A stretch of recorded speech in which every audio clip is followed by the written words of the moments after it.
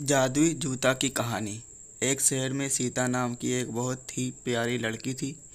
सीता बहुत बुद्धिमान थी और वो अपने पैरों से अपाहिज थी।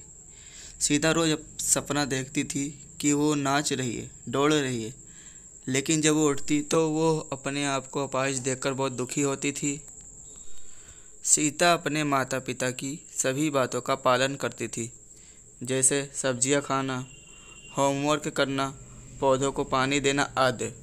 इसीलिए सीता अपने माता पिता को बहुत प्रिय थी। माता पिता सीता को बहुत खुश रखना चाहते थे, इसीलिए कभी सीता को समुद्र तट पर तो कभी पार्क में ले जाते हैं।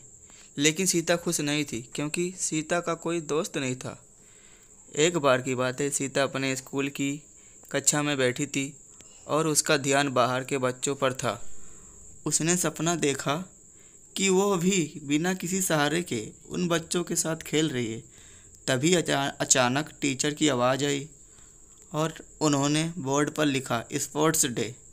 टीचर ने सभी बच्चों से कहा, कल स्कूल में स्पोर्ट्स डे है, सभी बच्चों को भाग लेना है।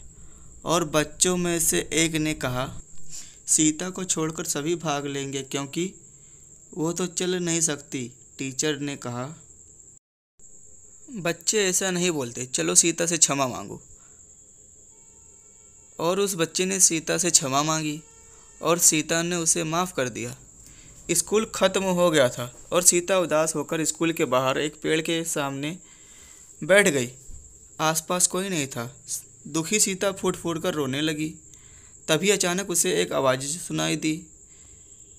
वह इधर उधर देखने लगी, पर उसे कोई नज़र नहीं आया। अचानक उसने महसूस किया कि शायद बेंच के नीचे से आवाज़ आ रही है और वो नीचे झुक गई और उसने देखा कि एक कबूतर बेंच के नीचे फंसा हुआ है। सीता ने कहा, तो तुम यहाँ हो, शायद तुम उस घोंसले से गिर गए हो और यहाँ फंस गए। चलो मैं तुम्हारी मदद कर देती हूँ। सीता उस नन्हे कबूतर की मदद करने लगी। उसने उसे प्यार से उठाया और उसे बेंच पर रख दिया और सीता ने कहा, चलो अब तुम अपने घर जाओ। ये सुनकर कबूतर अपने घोंसले में चला गया और कबूतर की माँ उसे देखकर बहुत खुश हुई। कबूतर की माँ ने सीता से कहा, धन्यवाद, तुम बहुत अच्छे हो, तुमने मेरे और मेरे बच्चे की मदद की। मैं तुम्हें एक उपहार देना चाहती हूँ। इतना कहकर मम्मी कबूतर अपने घोंसले के अंदर चली जाती है और अंदर से एक सुनहरा जूता लेकर आती है। उन जूतों को देखकर सीता ने कहा, लेकिन मैं इन जूतों का क्या करूँगी, मैं तो अपाहिज हूँ। मम्मी कबूतर ने कहा, ये जूते मामूली जूते नहीं हैं, ये जादुई जूता है। इन्हें पहनकर तुम चल सकोगी, दौड़ सकोगी और जो चाहो वो कर सकोगी। सीता बोली, सच में? सीता के पैरों में ये जादुई जूते पहनते ही वो सच में चलने लगी, जिसे देख वो बहुत खुश हो गई। जूते पहनकर सीता अपने घर पहुंची। उसके मम्मी पापा पहली बार सीता को चलता देख चौंक गए। वो अपने आंसू नहीं रोक पाए। सीता बोली, मैं अब चल सकती हूँ। और उसके पापा ने पूछा, पर कैसे? सीता ने जवाब दिया, इन जादुई जूतों की वजह से। मैंने एक नन्हे कबूतर की मदद की तो उस कबूतर की माँ ने मुझे ये जादुई जूते तोहफे में दी।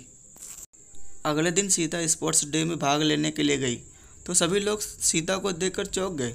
सीता ने रेस में भाग लिया और जादुई जूतों के कारण वो जीत गई। मम्मी कबूतर की जादुई तोहफा, जादुई जूते सीता के जीवन का सबसे बड़ा उपहार था। उसके बाद सीता कभी नहीं रुकी। वो भागती, नाचती, वो भी बिना किसी के मदद से। अब सीता अक्सर मम्मी कबूतर और उसके बच्चे से मिलने आया करती थी। सीता ने कहा, आपके दिए हुए जादुई जूतों ने मेरी ज़िंदगी बदल दी। अब मैं बिना किसी के सहारे चल सकती हूँ। अब सीता का हर सपना सच हो रहा था और सीता खुशी खुशी अपना जीवन बिताने लगी। कहानी से ये सीख मिलती है कि दूसरों की मदद करने से खुद की मदद होती है। यानी बच्चों, इस कहानी को पढ़कर आप उन सभी की मदद करें जिन्हें मदद की बहुत ज़्यादा ज़रूरत है और किसी को मुसीबत में देखकर कभी नहीं भागना चाहिए। थैंक्स फॉर वॉचिंग दोस्तों। लाइक शेयर सब्सक्राइब करना ना भूलें। आपका प्यारा SR शहजाद। मिलते हैं अगली वीडियो में।